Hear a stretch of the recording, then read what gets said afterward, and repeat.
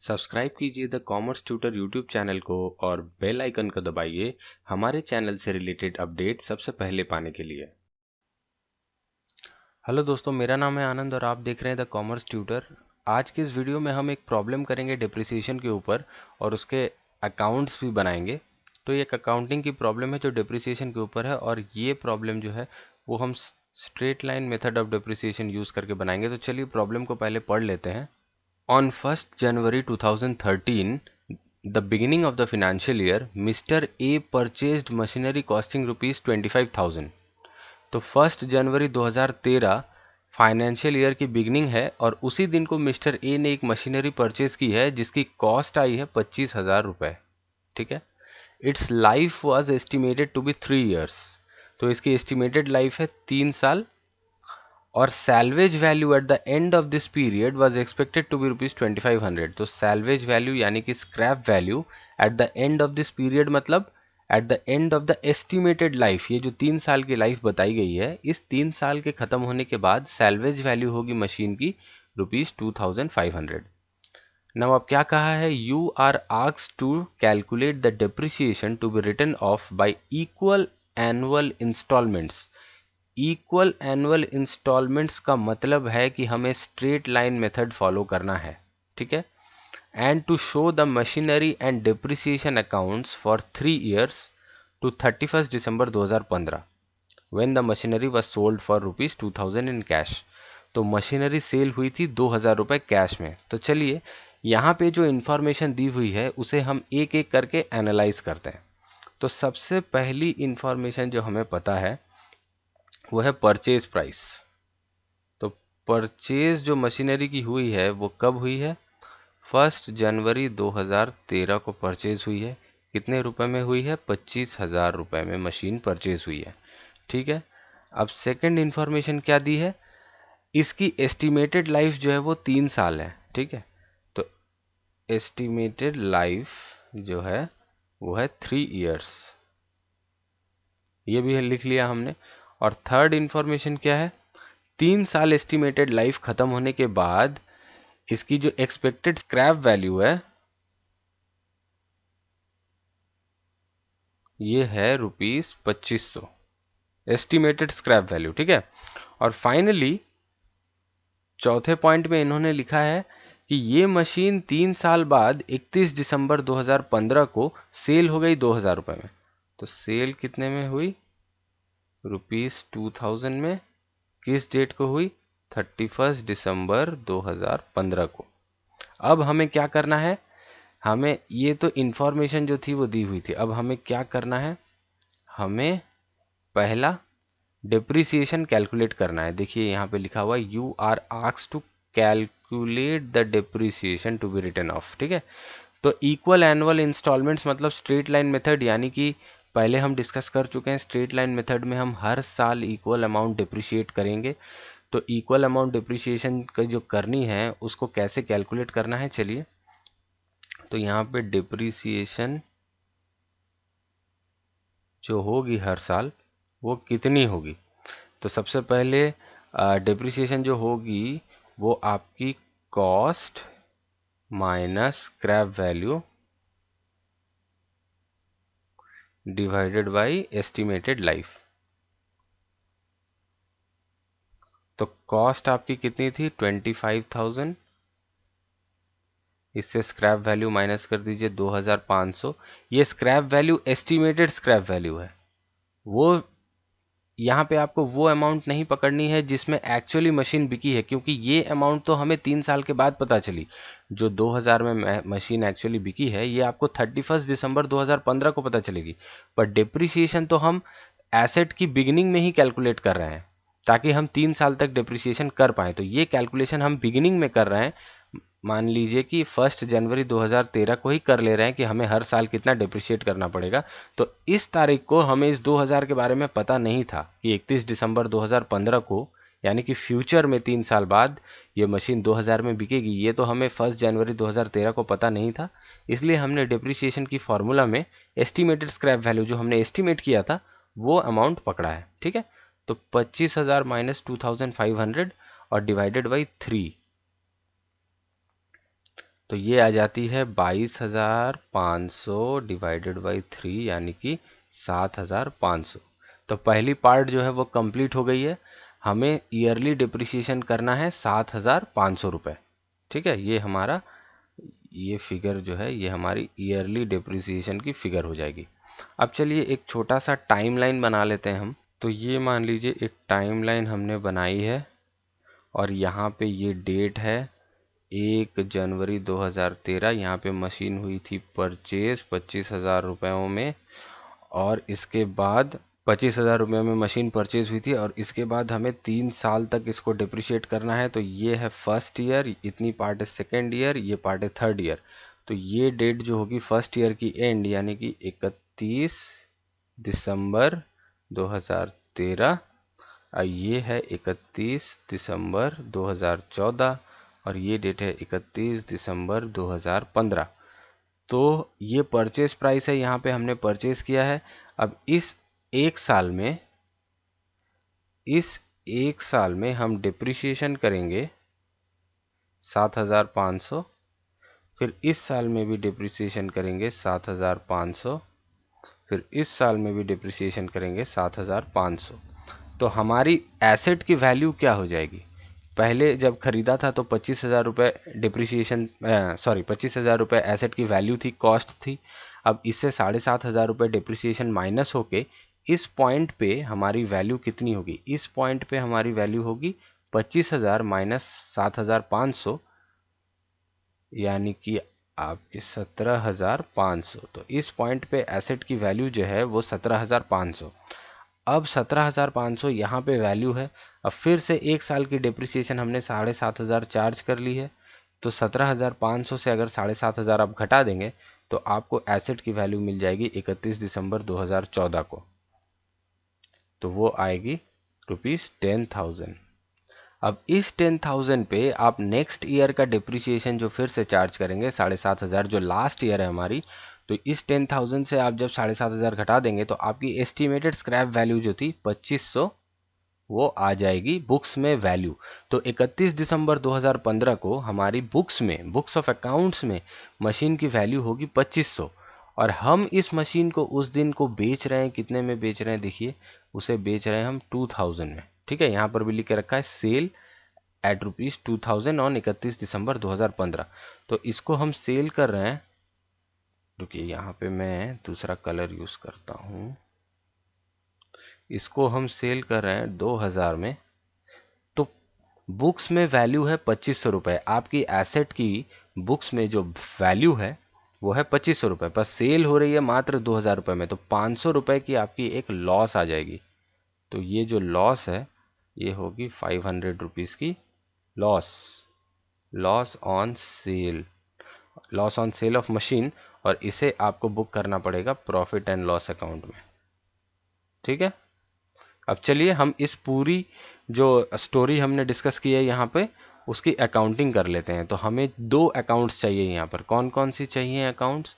सबसे पहले हमें चाहिए यहाँ पे मशीनरी अकाउंट, और हमें चाहिए डिप्रीसिएशन अकाउंट, जैसा कि प्रॉब्लम में मेंशन किया हुआ है। और ये दोनों अकाउंट्स हमें 3 साल के लिए बनाने हैं, 3 इयर्स। ठीक है, तो आइए हमने यहाँ पर अकाउंट की फॉर्मेट्स जो है वो बना के रखी हैं। तो ये जो सबसे पहला अकाउंट है इसे हम बना देते हैं मशीनरी अकाउंट, और ये होगी in the books of mister A. तो वो भी मैं लिख देता हूँ, छोड़िए जगह नहीं है, मैं छोड़ दे रहा हूँ लिखना, पर आप अपने सॉल्यूशंस में ज़रूर लिखिएगा in the books of mister A.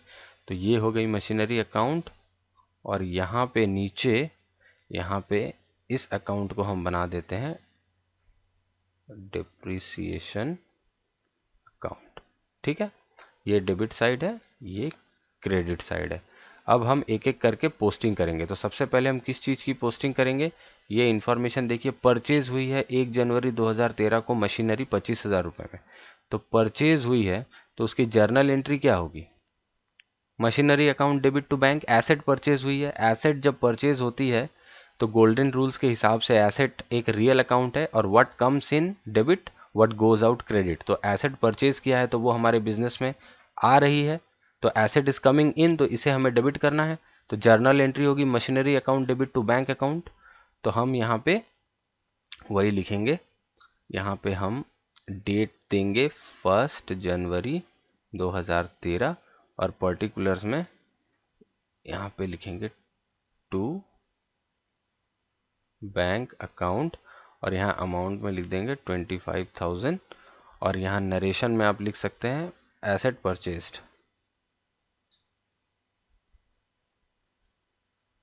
ठीक है, ये लिख दिया हमने। तो सबसे पहले मशीनरी परचेज की एंट्री हो गई, तो यहाँ पे इस टाइमलाइन को देखिए, ये परचेज की एंट्री जो है ये हमने कर दी है। अब हमें क्या एंट्री करनी है, इस साल के डेप्रिसिएशन की, यानी कि 1 जनवरी 2013 से 31 दिसंबर 2013 तक की जो डेप्रिसिएशन आ रही है 7,500 रुपये, इसकी एंट्री हमें करनी है। तो इसकी जर्नल एंट्री क्या होगी, इसकी जर्नल एंट्री होगी depreciation account debit to machinery. क्योंकि मशीनरी की वैल्यू कम हो रही है डेप्रिसिएशन के कारण, तो मशीनरी इज गोइंग आउट, तो उसको क्रेडिट करना है। और डेप्रिसिएशन एक एक्सपेंडिचर है, तो नॉमिनल अकाउंट है, गोल्डन रूल्स के हिसाब से नॉमिनल अकाउंट्स में सारे एक्सपेंसेस जो हैं वो डेबिट किए जाते हैं। तो डेप्रिसिएशन एक्सपेंस को डेबिट करेंगे, तो depreciation account debit to machinery account. तो इसे लेजर में कैसे पोस्ट करेंगे, मशीनरी अकाउंट के क्रेडिट साइड में आप डेट डाल दीजिए 31 दिसंबर 2013। ठीक है, और यहाँ लिखिए बाय डिप्रिसिएशन अकाउंट, और पहले साल की डिप्रिसिएशन थी 7,500। ठीक है, तो अब डिप्रिसिएशन हमने चार्ज कर दिए, तो अब इस डिप्रिसिएशन को हमें डिप्रिसिएशन अकाउंट में भी पोस्ट करना पड़ेगा। इसकी कॉरेस्पॉन्डिंग एंट्री, यहाँ जो मशीनरी अकाउंट में ये एंट्री हुई है, इसकी कॉरेस्पॉन्डिंग एंट्री डिप्रिसिएशन अकाउंट में भी करनी पड़ेगी। तो डिप्रिसिएशन अकाउंट में ये डेबिट साइड में आएगा, डेट लिख दीजिए 31 दिसंबर 2013 और यहाँ पे टू मशीनरी अकाउंट और यहाँ पे 7,500। अब क्या होता है, साल के एंड में आप जो डिप्रिसिएशन चार्ज करते हैं वो डिप्रिसिएशन आपकी साल के एंड में प्रॉफिट एंड लॉस अकाउंट में ट्रांसफर हो जाती है। तो इस डिप्रिसिएशन अकाउंट में जो हमने मशीनरी से 7,500 रुपये डिप्रिसिएशन चार्ज की है, इसे हमें साल के एंड में प्रॉफिट एंड लॉस अकाउंट में ट्रांसफर कर देना पड़ेगा, ताकि ये डिप्रिसिएशन का खर्चा जो हमारे प्रॉफिट एंड लॉस अकाउंट में आ सके। तो कैसे ट्रांसफर करेंगे, उसकी एंट्री होगी profit and loss account debit to depreciation. तो डिप्रिसिएशन अकाउंट में हमें क्रेडिट साइड में एंट्री करनी पड़ेगी 31 दिसंबर 2013 को by profit and loss account. ठीक है, तो ये 7,500 की डिप्रिसिएशन हमने प्रॉफिट एंड लॉस अकाउंट में ट्रांसफर कर दी है डिप्रिसिएशन से। ठीक है, तो अब क्या होगा, इस साल की जो अकाउंट है वो क्लोज हो चुकी है। तो 7,500 दोनों साइड सेम बैलेंस है, कोई बैलेंसिंग फिगर है नहीं, तो कोई बैलेंस BD CD होने वाला है नहीं यहाँ पे। ठीक है, तो ये अकाउंट क्लोज हो गई। अब चलिए मशीनरी अकाउंट में वापस चलते हैं। तो मशीनरी अकाउंट में हमने 25,000 में एसेट खरीदा था और डिप्रिसिएशन किया था 7,500, तो क्लोजिंग बैलेंस जो है सेम डेट पे क्लोजिंग बैलेंस होगा बाय बैलेंस CD लिखिए 25,000 माइनस 7,500, जो बैलेंस है वो है 17,500। अब आप देखिए टाइमलाइन में, देखिए टाइमलाइन में यहाँ पे जो अगले साल का बैलेंस आया था वो 17,500 ही था। 25,000 से 7,500 डिप्रिशिएट हो जाने के बाद 17,500 तक 17,500 का जो है क्लोजिंग बैलेंस था। ठीक है, तो ये 17,500 का क्लोजिंग बैलेंस हमने यहाँ पे लिख लिया है। अब अकाउंट को, ये साल कंप्लीट हो चुका है 2013। अब इसकी अकाउंट को हम क्लोज कर लेते हैं। दोनों साइड का टोटल बैठा दीजिए 25,000, इधर भी और इधर भी। अब ये अकाउंट को कीजिए क्लोज और इस बैलेंस को आपको कैरी डाउन करके, ब्रॉट डाउन करके यहाँ ले आना है। तो डेट दे दीजिए 1 जनवरी 2014 टू बैलेंस ब्रॉट डाउन, और ये है 17,500। ठीक है, तो ये हमने बैलेंस ब्रॉट डाउन कर लिया। अब हमें क्या करना है, चलिए टाइमलाइन की तरफ। अब हमें 2014, जो 1 जनवरी 2014 से लेके 31 दिसंबर 2014 तक की जो ये 7,500 की डिप्रिसिएशन है, इसकी एंट्री करनी है। तो इसकी एंट्री कैसे करेंगे, बिल्कुल सिमिलरली जैसे यहाँ पे की थी वैसे ही करेंगे। 31 दिसंबर 2014 को बाय डिप्रिसिएशन अकाउंट, यहाँ पे 7,500, ठीक है। और डिप्रिसिएशन की जो ये एंट्री है इसकी कॉरेस्पॉन्डिंग एंट्री आपको डिप्रिसिएशन अकाउंट में भी करनी है। तो यहाँ डिप्रिसिएशन अकाउंट में 31 दिसंबर 2014 टू मशीनरी अकाउंट, और ये 7,500। अब सिमिलरली इस साल के डिप्रिसिएशन को भी प्रॉफिट एंड लॉस अकाउंट में ट्रांसफ़र करना पड़ेगा। तो आप वही डेट 31/12/2014 को by profit and loss account कर दीजिए। 7,500 रुपये। तो 7,500 रुपये जो हैं वो हमने पीएल अकाउंट में ट्रांसफ़र कर दिए हैं। तो इस साल के भी अकाउंट ख़त्म। इसको बैलेंस करके क्लोज कर लीजिए, कोई बैलेंसिंग फिगर है नहीं, दोनों साइड्स का टोटल जो है वो सेम है।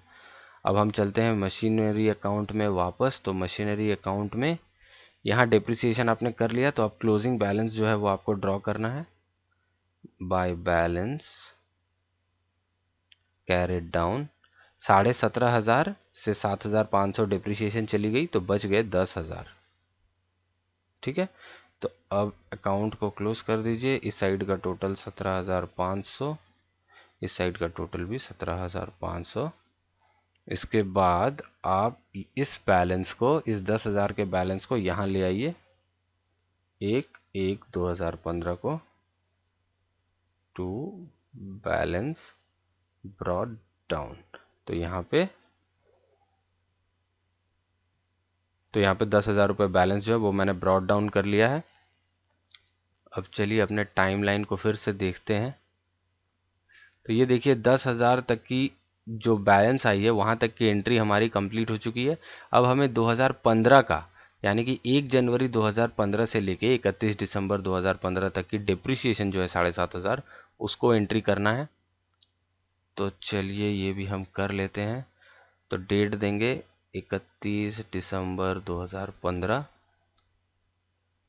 बाय डिप्रिसिएशन अकाउंट 7,500, ठीक है। तो अब क्या करें, अब इस अमाउंट से 7,500 माइनस कर लेते हैं, माइनस करके बैलेंस सीडी कर लेते हैं, बैलेंस कैरी डाउन कर लेते हैं। क्या बैलेंस कैरी डाउन करना पड़ेगा? ध्यान से देखिए टाइमलाइन को एक बार। इस डेट पे आके आपकी बैलेंस आ रही है 2,500, पर उसी डेट को आप एसेट को सेल कर दे रहे हैं यहाँ पे, ठीक है। तो इसकी बैलेंस को कैरी डाउन करके तो कोई फायदा ही नहीं, क्योंकि 31 दिसंबर 2015 को जो है, 31 दिसंबर 2015 इस डेट को एसेट जो है वो ख़त्म हो जा रहा है, वो बिक जा रहा है, सेल हो जा रहा है। तो इसकी बैलेंस कैरी डाउन करके कोई फ़ायदा है तो है नहीं। तो अब हमें 2,000 रुपये में एसेट बेचे हैं, तो सेल की एंट्री क्या होगी? सेल की एंट्री होगी bank account debit to machinery account, क्योंकि एसेट आपका चला जा रहा है तो एसेट को क्रेडिट करना पड़ेगा। और बैंक भी एक, बैंक बैलेंस जो है वो पैसे, वो भी आपकी रियल अकाउंट है, एसेट है, तो वो आ रही है आपके पास, तो उसको डेबिट करना पड़ेगा। तो चलिए सबसे पहले हम क्या करते हैं, सेल की एंट्री कर लेते हैं। तो यहाँ पे इसी डेट को एसेट सेल हो जा रही है और हमें उसके बदले पैसे मिल रहे हैं। तो यहाँ पे हम लिखेंगे बाय बैंक अकाउंट, ठीक है। और यहाँ पे लिखेंगे हम एसेट को सेल करके हमें जितने पैसे मिले हैं, यानी कि 2,000 रुपये, ठीक है। तो 2,000 हमने यहाँ पे लिख दिया है। अब देखिए अगर हम इस अकाउंट को बैलेंस करने की कोशिश करते हैं, चलिए एसेट को चलिए अकाउंट को बैलेंस करने की कोशिश करते हैं। तो इस साइड का टोटल आ रहा है 10,000 और इस साइड का टोटल आ रहा है 9,500, 7,500 प्लस 2,000, 9,500। तो 500 रुपये जो है यहाँ पे शॉर्टफॉल हो रहे हैं। तो ये शॉर्टफॉल है किस लिए? एसेट तो आपकी है नहीं कि आप बाई बैलेंस सीडी करके फिर नेक्स्ट ईयर आपके ले जाए, एसेट तो बिक चुकी। तो ये जो 500 रुपये की शॉर्टफॉल यहाँ पे आ रही है वो ध्यान से देखिए, वो ये लॉस है, ये लॉस ऑन सेल है। 2,500 की एसेट, 2,500 की एसेट आपने 2,000 में बेची तो 500 रुपये के लॉस हो गए। अगर आप यही एसेट यहाँ पे 2,500 में बेच देते, 2,000 की जगह 2,500 में बेचते, तो आपके दोनों साइड्स की बैलेंस जो है वो मैच कर जाती और आपको कोई भी नुकसान नहीं होता। पर क्योंकि आपने 2500 की एसेट को 2000 में बेचा है तो आपको 500 का नुकसान हो गया, तो हमें लॉस की एंट्री करनी पड़ेगी।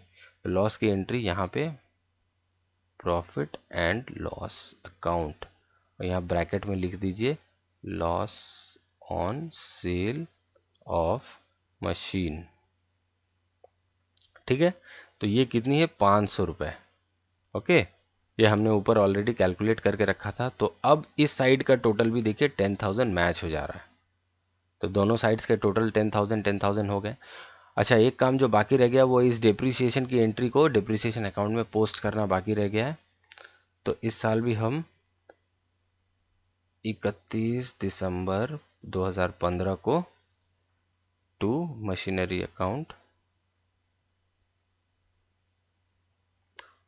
7,500 की डिप्रिसिएशन है, और इस डिप्रिसिएशन को फिर से ट्रांसफ़र करके ले जाएंगे प्रॉफिट एंड लॉस अकाउंट में 31 दिसंबर 15 को by profit and loss account 7,500, और अकाउंट को क्लोज कर दीजिए। 7,500 इधर भी टोटल, 7,500 इधर भी टोटल। तो ये हो गई हमारी ये जो प्रॉब्लम है वो कंप्लीट। पूरी अकाउंटिंग एंट्रीज जो हैं वो हमने पूरी कर डाली है इस प्रॉब्लम की। तो आशा करता हूँ कि आपको ये प्रॉब्लम जो सॉल्यूशन हमने किया है वो समझ में आया होगा। अब अगले वीडियो में हम WDV मेथड के ऊपर एक प्रॉब्लम करेंगे। बहुत ही सिंपल सा प्रॉब्लम होगा ताकि बेसिक कंसेप्ट आपको समझ में आ जाए कि अकाउंटिंग कैसे करनी है। तो अगर आपको ये वीडियो समझ में आया, पसंद आया, तो कृपया इसे लाइक करें। अपने सुझाव या कोई भी सवाल आपका हो आप नीचे कमेंट सेक्शन में कमेंट कर सकते हैं। वीडियो को शेयर करें, हमारे चैनल को सब्सक्राइब करें, और इस वीडियो को देखने के लिए आपका बहुत बहुत धन्यवाद। आपका दिन शुभ हो।